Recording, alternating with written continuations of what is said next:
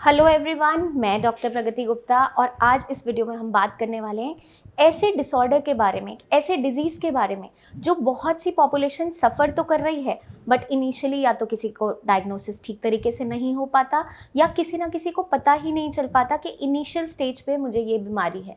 तो हम बात कर रहे हैं माइग्रेन के बारे में। माइग्रेन एक ऐसा न्यूरोलॉजिकल डिसऑर्डर है जिसके अंदर पेशेंट की बॉडी, उसकी डेली रूटीन बहुत ज़्यादा सफ़र करना स्टार्ट कर जाती है। अब सबसे पहले समझना ये इम्पॉर्टेंट है कि अचानक से आपकी बॉडी में ऐसा क्या हो जाता है जिसकी वजह से आपको माइग्रेन हो जाती है। सबसे पहले हम बात करेंगे कि माइग्रेन एक्चुअली में है क्या। माइग्रेन जो हम नॉर्मली हर एक कॉमन पर्सन के मुंह से सुनते हैं, एक लेमैन यूज़ करता है, मुझे माइग्रेन हो गई है, बहुत सालों से है, ठीक नहीं हो पा रहा। अब ये एक्चुअल में बीमारी है क्या, आप आज उसको अच्छे तरीके से समझ लीजिए। माइग्रेन एक ऐसा न्यूरोलॉजिकल डिसऑर्डर है, एक ब्रेन का ऐसा डिसऑर्डर है जिसके अंदर आपको अचानक से बहुत severe form of headache generate हो जाता है। अब हेडेक किसी भी कारण से हो सकते हैं। अगर किसी का बीपी बढ़ रहा है तो भी सर दर्द होने लग जाता है, किसी को गैस है, पेट में गैस्ट्राइटिस बना हुआ है तो भी हेडेक हो जाता है। आपको जब कभी कफ एंड कोल्ड लंबे टाइम रहता है, कंजेशन रहता है तो भी हेडेक बनता है और सभी कंडीशन में बहुत सिवियर फॉर्म ऑफ हेडेक बनता है। अब माइग्रेन को हम इन सारी हेडेक से कैसे डिफरेंशिएट कर सकते हैं, कैसे अलग कर सकते हैं, वो समझना इम्पॉर्टेंट है। तो हम बात करेंगे कि माइग्रेन एक्चुअली में है क्या। माइग्रेन, जैसा मैंने आपको बताया, ब्रेन का डिसऑर्डर है। हमारे ब्रेन के अंदर बहुत सारे केमिकल्स रिलीज होते हैं जब हमें कुछ भी परसीव करना है, लाइक कोई भी स्टिमुलस परसीव करना है। जैसे आप टेबल टॉप या किसी चीज़ को टच कर कर सेंस कर पाते हो कि ये चीज़ ठंडी है, गर्म है, इसका टच हार्ड है, सॉफ्ट है, या इसका टेक्सचर कैसा है। ये सारी चीज़ें हमारी स्टिमुलस के अंदर आती है। मतलब कि एक न्यूरॉन से दूसरे न्यूरॉन के बीच सिग्नल भेजे जाते हैं और इस दौरान जब सिग्नल भेजे जाते हैं तो बहुत सारे केमिकल रिलीज होते हैं। उन केमिकल्स को हम कहते हैं न्यूरोट्रांसमिटर्स, जो एक न्यूरॉन से दूसरे न्यूरॉन के बीच में बहुत सारे कनेक्शंस लेकर जाता है, सिग्नल्स लेकर जाता है। तभी हम किसी चीज़ को परसीव कर पाते हैं कि ये इसका टच कैसा है, इसकी स्मेल कैसी है, इसका टेस्ट कैसा है, अपनी सारी 5 सेंसेस के थ्रू। तो जब ये प्रोसेस चल रहा होता है तो इसके बीच में जो न्यूरोट्रांसमिटर्स रिलीज होते हैं, जो केमिकल्स रिलीज होते हैं, वो बहुत सारे केमिकल्स रिलीज होते हैं। उनमें से एक केमिकल है सेरोटोनिन। सेरोटोनिन एक ऐसा न्यूरोट्रांसमिटर है, एक ऐसा केमिकल है जो हेल्प करता है आपके मूड को रेगुलेट करने में, स्टेबलाइज करने में, गुड मूड को बूस्ट अप करने में। तो जब भी माइग्रेन अटैक्स होते हैं उस टाइम पे ऑटोमेटिकली इस सेरोटोनिन की प्रोडक्शन अचानक से घट जाती है। और जब सेरोटोनिन की प्रोडक्शन बहुत तेज़ी से घटती है तो ब्रेन के अंदर बहुत सारे चेंजेस देखने को मिलते हैं। उसके अंदर क्या होता है, जो आपकी वेसल्स बहुत सारा ब्लड लेकर जा रही है, आपका ब्रेन सप्लाई लेकर जा रही है, ब्रेन का न्यूट्रिशन लेकर जा रही है, उन वेसल्स की कंस्ट्रक्शन होने लगती है। मतलब वो वेसल्स दबनी स्टार्ट हो जाती है। अब फॉर द टाइम बिंग जब कंस्ट्रक्शन होगी, कहीं पर भी बहुत तेज़ी से प्रेशर आएगा तो वहाँ पर हेडेक जनरेट होना स्टार्ट हो जाता है। बहुत सिवियर फॉर्म ऑफ हेडेक होता है, pulsating and throbbing nature of pain, जो ज़्यादातर यूनिलेटरल होता है, maybe left side, maybe right side. तो एक खासियत है माइग्रेन को आइडेंटिफाई करने में कि जो इसका नेचर ऑफ पेन होता है ये बहुत सिवियर होता है। थ्रॉबिंग पेन होता है, मतलब हथौड़े मारने जैसा दर्द। पल्सेटिंग मतलब फड़कन वाला दर्द। तो इस नेचर का पेन अगर अचानक से जनरेट हो रहा है तो वो माइग्रेन हो सकता है। अब हम बात करेंगे कि कौन से ऐसे ट्रिगरिंग फैक्टर्स हैं, कौन से ऐसे रीजंस हैं जिसकी वजह से माइग्रेन हो जाता है। बहुत से ऐसे फैक्टर्स हैं जो माइग्रेन को एग्रवेट करते हैं, अचानक से ट्रिगर कर देते हैं। ज़्यादातर लोगों के अंदर जीन्स रिस्पॉन्सिबल होती है माइग्रेन हेडेक को जनरेट करने के पीछे। मान लीजिए आपकी फैमिली में अगर किसी को भी माइग्रेन रहा है, आपके पेरेंट्स में से किसी को भी, मदर को, फादर को, या फैमिली में ये बीमारी रन कर रही है, तो आपके अंदर चांसेस हैं इस बीमारी के आने के, क्योंकि फॉल्टी जीन्स रिस्पॉन्सिबल हैं लो प्रोडक्शन ऑफ सेरोटोनिन के लिए, और लो प्रोडक्शन ऑफ सेरोटोनिन आगे चलकर क्रिएट करती है माइग्रेन जैसा हेडेक। तो एक फैक्टर हो गया आपकी फॉल्टी जीन्स। अब नेक्स्ट कुछ ऐसे फैक्टर्स हैं, एक्सटर्नल फैक्टर्स हैं, जो माइग्रेन को इनिशिएट कर देते हैं, बूस्ट कर देते हैं। जैसे कि फीमेल ज़्यादा प्रोन होती हैं माइग्रेन हेडेक्स को लेकर, just because of their hormones. क्योंकि जब भी मेंस्ट्रुअल साइकिल के बीच में हार्मोनल चेंजेस आते हैं, उस दौरान क्या देखने को मिलता है, सेरोटोनिन की प्रोडक्शन डाउन हो जाती है और माइग्रेन के सिम्टम्स देखने को मिल सकते हैं। तो एक फैक्टर हो गया कि फीमेल ज़्यादा प्रोन है माइग्रेन के as compare to males. Third जो फैक्टर रिस्पॉन्सिबल है वो है हमारा अनहेल्दी लाइफस्टाइल। अनहेल्दी लाइफस्टाइल हर एक बीमारी के पीछे रिस्पॉन्सिबल रहता ही है, बट माइग्रेन के पीछे इसका मेजर एक रोल ये प्ले करता है। अगर आप टाइम से सो नहीं रहे हैं, टाइम से उठ नहीं रहे हैं, या आप स्लीप डिप्राइव्ड हैं, या फिर आप ज़्यादा भी सो रहे हैं, तो उस कंडीशन में भी माइग्रेन जनरेट हो सकता है। अगर पेशेंट ठीक से खाना नहीं खा रहा है, या बहुत ज़्यादा अपनी मील स्किप करता है, या फिर ओवर ईटिंग करता है, अचानक से मान लीजिए आपने 3-4 घंटे कुछ नहीं खाया और उसके बाद बहुत पेट भर के खाना खा लिया, ऐसा अगर प्रैक्टिस हम लंबे टाइम तक करते रहते हैं तो कई सारी बीमारियों की तरफ हम बढ़ते चले जाते हैं। उनमें से एक मेजर जो डिजीज़ है वो माइग्रेन भी है। अब कुछ ऐसे वेदर चेंजेस हैं जिस टाइम पर माइग्रेन एग्रेवेटेड फॉर्म में रहती है। जैसे ही सीज़न चेंज होता है, या आपका क्लाउडी वेदर है, मॉनसून है, टेम्परेचर चेंजेस हैं, ह्यूमिडिटी है, उस टाइम पर माइग्रेन बहुत तेज़ी से उसके अटैक्स बढ़ते चले जाते हैं। तो ऐसे बहुत से फैक्टर्स हैं जो रिस्पॉन्सिबल रहते हैं माइग्रेन को एग्रेवेट करने में, ट्रिगर करने में। तो इस कंडीशन में क्या है, हमें हमेशा कॉज को ट्रीट करना होता है, जिस रीज़न से परेशानी आ रही है उस रीज़न पे वर्क करना होता है। तो अगर हमें कुछ ट्रिगरिंग फैक्टर्स के बारे में आइडिया है, कुछ ऐसे फूड आइटम्स हैं जो इसको इनिशिएट कर देते हैं, माइग्रेन को अचानक से बढ़ा देते हैं, और कुछ ऐसे फूड आइटम्स हैं जो माइग्रेन को प्रिवेंट करने में मदद करते हैं, वो सब हम डिस्कस करेंगे अपनी नेक्स्ट वीडियोस में।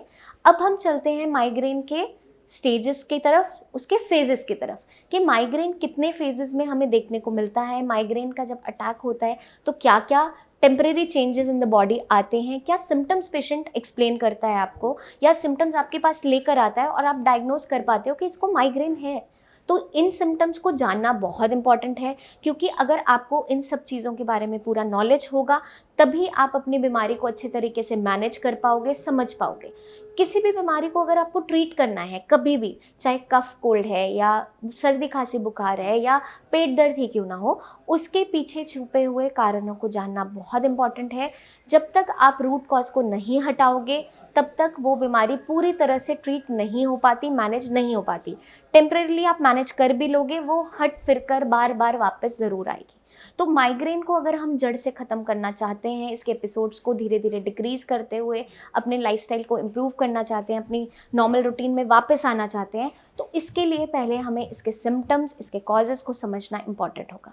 इसीलिए हम फर्स्ट वीडियो में डिस्कस ही ये कर रहे हैं कि एक्चुअल में ये बीमारी है क्या, इसके पीछे कॉजेज़ क्या हैं, इसके सिम्टम्स क्या हैं। क्योंकि एक बार आप इस चीज़ को अच्छे तरीके से समझ पाओगे तभी इससे पीछे जुड़े हुए ट्रिगरिंग कॉजेज़ जो हैं उनको आप हटा पाओगे, अपनी डाइट को हेल्दी बना पाओगे, अपनी लाइफस्टाइल में चेंजेस ला पाओगे। तो सबसे पहले हम बात करते हैं कि कितने फेजेस हैं माइग्रेन के। माइग्रेन के कई सारे फेजेस हैं, 4 फेजेस हैं। सबसे पहला फेज़ आता है आपका prodrome phase. Prodrome phase initial phase है जब माइग्रेन आपका इनिशियली स्टार्ट हो रहा होता है। उसके बाद आपका आता है ऑरा फेज़, उसके बाद आता है आपका हेडेक फेज़, और लास्ट आता है आपका रिकवरी फेज़। तो सबसे पहले हम बात करेंगे प्रोड्रोम फेज़। प्रोड्रोम फेज़ के अंदर अचानक से अभी सेरोटोनिन की प्रोडक्शन जैसे ही डाउन होनी स्टार्ट होती ही है, अभी कंस्ट्रक्शन नई वेसल्स की स्टार्ट हुई है but production of serotonin hamper होना स्टार्ट हुआ है, तो पेशेंट कुछ अर्ली सिम्टम्स महसूस करना स्टार्ट करता है। जैसे कि उसको बहुत ज़्यादा उबासी आनी स्टार्ट हो जाएगी, बहुत यॉर्निंग होगी, पेशेंट को अचानक से मूड स्विंग्स होने स्टार्ट हो जाएंगे, कभी उसे कुछ अच्छा लगेगा, कभी वो इरिटेबल हो जाएगा, कभी एकदम शांत हो जाएगा, ऐसे मूड स्विंग्स आने स्टार्ट हो जाते हैं। फूड की क्रेविंग्स होना स्टार्ट हो जाएगी, किसी को कॉफ़ी पीने का मन करता है, किसी को चॉकलेट खाने का मन करता है, किसी को मीठा खाने का मन करता है, किसी को स्पाइसी खाने का मन करता है। तो ये फूड क्रेविंग्स हमें स्टार्ट हो जाती हैं और अचानक से थकावट सी महसूस करना स्टार्ट करेगा। तो इनिशियली प्रोड्रोम फेज़ के अंदर ऐसे कुछ सिम्टम्स देखने को मिलते हैं। फिर आता है हमारा ऑरा फेज़। ऑरा फेज़ के अंदर क्या देखने को मिलता है, पेशेंट के अंदर टेम्परेरी फॉर्म के लिए, टेम्परेरी टाइम के लिए कुछ विजुअल चेंजेस स्टार्ट हो जाते हैं। ऐसा कुछ आइज़ के अंदर हो नहीं रहा होता है, ऐसा कुछ भी दिक्कत नहीं आ रही होती है, बट पेशेंट को ऐसा नज़र आना स्टार्ट हो जाता है। आँखों के आगे जिगजैग लाइंस महसूस होना, एकदम फ्लैशेस ऑफ लाइट महसूस होना, या बहुत तेज़ साउंड से या लाइट से इरिटेबिलिटी होना, ये सारे फेजेस, ये सारे जो सिम्टम्स आते हैं ये आपके ऑरा फेज के अंदर देखने को मिलते हैं। माइग्रेन विद ऑरा भी देखने को मिलता है, विदाउट ऑरा भी, मतलब कुछ माइग्रेन अटैक्स के अंदर ये ऑरा फेज एब्सेंट होता है। फिर आता है आपका main headache phase. Headache phase के अंदर क्या होता है, आपको बहुत ही throbbing and pulsating nature of unilateral pain, मतलब एक तरफ पेन होना स्टार्ट हो जाता है। ये पेन काफ़ी लंबे टाइम तक बना हुआ रहता है। पेन इतना सिवियर होता है कि पेशेंट की कोई भी एक्टिविटी अगर उसको छींक भी आ रही है या खांस भी रहा है तो ये बहुत तेज़ी से बढ़ना स्टार्ट हो जाता है, या पेशेंट को अचानक से बहुत ज़्यादा वॉमिटिंग्स आने लगती है, वो कुछ खा पी नहीं पाता और उसकी बॉडी बहुत ज़्यादा डिस्कम्फर्ट के अंदर चलती चली जाती है। इस कंडीशन के अंदर ये जो फेज़ रहता है ये लंबा काफ़ी आवर्स तक लास्ट करता है, ऑलमोस्ट 7 to 2 आवर्स तक लास्ट कर सकता है। इसमें बहुत severe form of headache patient को बना रहता है। अब लास्ट फेज़ आता है हमारा रिकवरी फेज़। उसके अंदर क्या देखने को मिलता है, जब पेशेंट की बॉडी ने 3-4 दिन इतना सफ़र किया है हर एक फेज़ को, चाहे प्रोड्रोम हो, चाहे ऑरा हो, चाहे आपका हेडेक वाला हो, तो बॉडी एकदम एग्जॉस्ट हो जाती है, टायर्ड हो जाती है। इस फेज़ के अंदर पेशेंट की बॉडी एकदम लेथार्जिक फील कर रही होती है, कभी कभार डिहाइड्रेटेड भी होती है, क्योंकि हेडेक फेज़ में मैक्सिमम लोगों को वॉमिटिंग बहुत ज़्यादा होती है। तो इन फेजेस को समझना बहुत इंपॉर्टेंट है, क्योंकि अगर हमें इनके अंदर प्रेजेंट सिम्टम्स पता होंगे तो पेशेंट उस चीज़ को हैंडल करना सीखता चला जाता है, उसे एटलीस्ट अपनी बीमारी का डायग्नोसिस समझ में आ जाता है। अगर वो अपने एंड पे नहीं समझ पा रहा है तो अपने नियर बाय फिजिशियन को विजिट करे, उनको एक्सप्लेन करे कि मुझे ऐसा डिस्कम्फर्ट बन रहा है, ऐसा नेचर ऑफ पेन है। बट पेशेंट उस चीज़ को एक्सप्लेन करना स्टार्ट जब कर देता है तो डॉक्टर अच्छे तरीके से डायग्नोसिस बना पाता है। तो अगर कोई भी माइग्रेन का पेशेंट इस वीडियो को देख रहा है, या आपकी फैमिली में किसी को भी माइग्रेन है, या आपके नियर बाय क्लोज फ्रेंड्स किसी को भी ये दिक्कत है, तो आई होप ये वीडियो आपको मदद करेगी माइग्रेन के पीछे छुपे हुए कॉजेज़ को समझने में, उसके अंदर सिम्टम्स क्या देखने को मिलते हैं। अब हम बात करेंगे उसके ट्रीटमेंट पार्ट में, कैसे हम इस बीमारी को मैनेज कर सकते हैं। वो सबसे ज़्यादा इम्पॉर्टेंट है, क्योंकि अगर कोई सफ़र कर रहा है लंबे टाइम से इस बीमारी से, तो वो चाहता है कि मैं इस बीमारी से बाहर निकल सकूं, मैं नॉर्मल लाइफ में वापस आ सकूं, मैं अपनी डेली एक्टिविटीज़ आराम से कर पाऊं। ये जो अटैक्स आते हैं, ये कभी कभार जो आपके माइग्रेन के पैटर्न रहता है वो एवरी 15 डेज़ का पैटर्न रहता है, या कुछ लोगों में ये 15 डेज से पहले भी अटैक्स आने स्टार्ट हो जाते हैं जब ये क्रॉनिक सिटी की तरफ बढ़ जाता है। तो हमें क्या ध्यान रखना है, ये क्रॉनिसिटी की तरफ ना बढ़े, ये वहीं पर ही शांत होना स्टार्ट हो जाए बीमारी, ये वहीं पर ही मैनेज होने लग जाए, उसको एक्यूट फेज़ में पकड़ना बहुत इंपॉर्टेंट है। बट आपको घबराने की बिल्कुल ज़रूरत नहीं है। अगर आप क्रॉनिक माइग्रेन से भी सफ़र करते हो, आपकी माइग्रेन बहुत पुरानी हो भी चुकी है, तो भी उसका इलाज पॉसिबल है। ऐसा नहीं है कि उसका ट्रीटमेंट पॉसिबल नहीं है, बस हमें थोड़े से लाइफस्टाइल में चेंजेस लाने होंगे, अपने थोड़ी चीज़ों को समझना होगा कि किस तरीके से हम इस बीमारी को मैनेज कर सकते हैं। तो कोई भी चीज़ इम्पॉसिबल नहीं है, तो हमें क्या करना है, उस पॉसिबिलिटी को ढूंढना है। उस पॉसिबिलिटी को हम कैसे ढूंढ सकते हैं, जब हमें कॉजेज़ के बारे में पता चल गया कि ये कॉजेज़ रिस्पॉन्सिबल हैं हेडेक को प्रमोट करने के लिए, या ये ट्रिगरिंग फैक्टर्स हैं, उनको हम वहाँ से एलिमिनेट करते चले जाएंगे। अब जब आप रूट कॉज को ही रिमूव कर दोगे तो डेफिनेटली धीरे धीरे ग्रेजुअली आपकी जो प्रॉब्लम्स हैं वो सॉल्व होनी स्टार्ट होगी। जो आयुर्वेद की पैथी है वो वर्क ही रूट कॉज पे करती है। आपका जो हमारा ट्रीटमेंट रहता है वो हमेशा लाइन ऑफ ट्रीटमेंट ऐसा रहता है कि ट्रीट द कॉज, सबसे पहले कॉज को रिमूव करते हुए फिर आपके सिम्टम्स को हमें धीरे धीरे एलिमिनेट करना होता है। तो इस बीमारी के अंदर जब हम ट्रीटमेंट स्टार्ट करते हैं, आप श्रेयाज में आते हो, आप अपनी बीमारी को एक्सप्लेन करते हो, अपने सिम्टम्स बताते हो, तो कंप्लीट आपकी हिस्ट्री टेकिंग की जाती है, आपकी फैमिली हिस्ट्री ली जाती है कि आपकी ये बीमारी कहीं पहले से जीन्स में तो नहीं रन कर रही हैं। उस हिसाब से आपका लाइन ऑफ ट्रीटमेंट प्लान किया जाता है, आपका लाइफस्टाइल प्लान किया जाता है, आपका डेली रूटीन ऑफ एक्सरसाइज, आपका डाइट, वो सब कुछ प्लान किया जाता है। अब इसके अंदर जो हम ट्रीटमेंट रखते हैं अपना, अब हमें जब भी माइग्रेन को उसके पीछे छुपे हुए कॉजेज़ को भी चाहे ट्रीट करना है, हमें ब्रेन को स्ट्रेंथन अप करना पड़ता है। हमें नर्वस सिस्टम को स्ट्रेंथन अप करते हुए नर्वाइन टॉनिक्स देने पड़ते हैं जो ब्रेन को स्टिमुलेट भी करे, रिलैक्स भी करे, और जो उसके अंदर वैसोकंस्ट्रिक्शन एंड डायलिटेशन अचानक से हो रही है, जो उस पाथवे में डिस्टर्बेंस क्रिएटेड है, आपके पूरे कंप्लीट किसी भी इलेक्ट्रिक सिग्नल को एक न्यूरॉन से दूसरे न्यूरॉन के बीच ले जाने में जो पाथवे में खराबी आ रही है उसको हमें इम्प्रूव करना इम्पॉर्टेंट होता है। वो हम कैसे कर सकते हैं? बहुत सी ऐसी आयुर्वेदिक हर्ब्स हैं जो इसमें मदद करती हैं। बहुत सी ऐसी हर्ब्स रिस्पॉन्सिबल होती हैं आपके नर्वस सिस्टम को स्ट्रेंथन अप करने के लिए। वो नर्वाइन टॉनिक्स होते हैं, वो आपको दिए जाते हैं। साथ के साथ सपोर्टिव आपको डाइट एक्सप्लेन की जाती है और आपके लाइफस्टाइल में चेंजेस करने को कहा जाता है, क्योंकि बहुत से ऐसे फैक्टर्स हैं जो रिस्पॉन्सिबल होते हैं माइग्रेन के पीछे। अगर आप बहुत ज़्यादा स्ट्रेस्ड आउट रहते हो, आपकी नींद प्रॉपर्ली पूरी नहीं हो रही है, आपका खाना पीना अच्छा नहीं है, आप एक्सरसाइज नहीं कर रहे हो, तो ये नॉर्मल जो एक्टिविटीज़ के अंदर हम गड़बड़ी कर रहे होते हैं वो ही इस सिवियर फॉर्म ऑफ बीमारी तक हमें लेकर आती है। कुछ ऐसा नहीं है अलग से जो हमारी बॉडी में हो रहा है, बट ये सारे फैक्टर्स हमें लेकर जा रहे हैं माइग्रेन की ओर। तो हमें इनिशियली अपने लाइफस्टाइल को सुधारना इंपॉर्टेंट है। आप डेली एक्सरसाइज का रेजिमेंट रखिए, ब्रीदिंग एक्सरसाइजेज, योगा एक्सरसाइजेज आप कीजिए, म्यूज़िक आप सुन सकते हो ताकि आप थोड़ा स्ट्रेस से दूर रहें।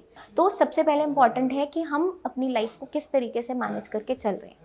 अगर आपको लग रहा है बहुत स्ट्रेस्ड आउट हो आप काम की वजह से, फैमिली इश्यूज़ की वजह से, किसी भी रीज़न से, तो आपको थोड़ा सा टाइम अपने आप के लिए निकालना होगा। आपको जो भी एक्टिविटी पसंद है, जो भी हॉबी है आपकी, उसको आप अपने डेली रूटीन में कहीं ना कहीं ऐड ऑन करो। किसी को पेंटिंग पसंद है, किसी को म्यूज़िक सुनना पसंद है, किसी को बाहर घूमना पसंद है, किसी को टीवी देखना पसंद है। तो जो भी आपकी एक्टिविटी है जो आपको पसंद है उसको अपनी डेली रूटीन के अंदर थोड़ा थोड़ा कहीं ना कहीं ऐड ऑन करो ताकि आपको अच्छा लगे और आप इस स्ट्रेस से दूर रहो। अगर आपकी नींद प्रॉपर नहीं हो पा रही, अपना एक प्रॉपर स्लीपिंग पैटर्न आपको धीरे धीरे डेवलप करना होगा। अगर नींद टूट रही है, डिस्टर्ब्ड आ रही है और नेक्स्ट डे आप बहुत ज़्यादा देर तक सोते भी हो तो भी आपकी माइग्रेन एग्रेवेट हो जाती है। तो ये छोटे छोटे चेंजेस अगर हम बेसिक लेवल पे अपनी लाइफ के अंदर लाते हैं तो आगे चलकर हम इस बीमारी से बच सकते हैं। अगर आपको कोई भी क्वेरी है अपनी बीमारी को लेकर, किसी भी सिम्टम्स को लेकर, अपनी डाइट को लेकर, या आपको नहीं पता कि मेरा जो हेडेक है वो किस वजह से हो रहा है, क्या वो माइग्रेन है या नहीं है, क्योंकि इनिशियली आप जज नहीं कर पा रहे होते हो, तो बेझिझक आप नीचे दिए हुए नंबर्स पर हमारे टीम ऑफ डॉक्टर से खुलकर बात कीजिए। आप मुझसे आकर पर्सनली अपॉइंटमेंट लेकर क्लिनिक पे मिल भी सकते हैं। आपको बस अपना खास ध्यान रखना है, हमारी गाइडलाइंस को फॉलो करते रहना है, तो हम इस बीमारी से बाहर ज़रूर निकल सकते हैं। ऐसा नहीं है कि माइग्रेन रिकवर नहीं हो सकती, माइग्रेन से हम बाहर कभी भी नहीं आ सकते। अगर हमें एक बार ये बीमारी हो गई है तो लाइफ टाइम हमें इससे सफ़र करना ही पड़ेगा, ऐसा नहीं है। इन मिथ्स को हमें अपने माइंड में से निकालना होगा, क्योंकि नेक्स्ट मैं बहुत सी ऐसी वीडियोस आपके साथ शेयर करूंगी जो आपको मदद करेगी माइग्रेन को और अच्छे तरीके से समझने में। इस वीडियो के अंदर हमने एक ओवरव्यू किया कि बेसिकली ये बीमारी है क्या, इसके पीछे छुपे हुए कारण क्या है, कौन से ऐसे फैक्टर्स हैं जो इसको बढ़ा देते हैं और कैसे हम इसे मैनेज कर सकते हैं। तो नेक्स्ट वीडियो में जल्दी ही मैं आपसे मिलूंगी जिसमें मैं आपके साथ शेयर करूंगी बहुत सी ऐसे टिप्स जो मदद करेगी माइग्रेन को प्रिवेंट करने में। बहुत से ऐसे फूड आइटम्स को हम शेयर करेंगे जो माइग्रेन को प्रिवेंट करने में मदद करते हैं। तब तक के लिए आप अपना खास ध्यान रखिए, गाइडलाइंस को फॉलो करते रहिए, हमारी वीडियोस देखते रहिए एंड टेक केयर।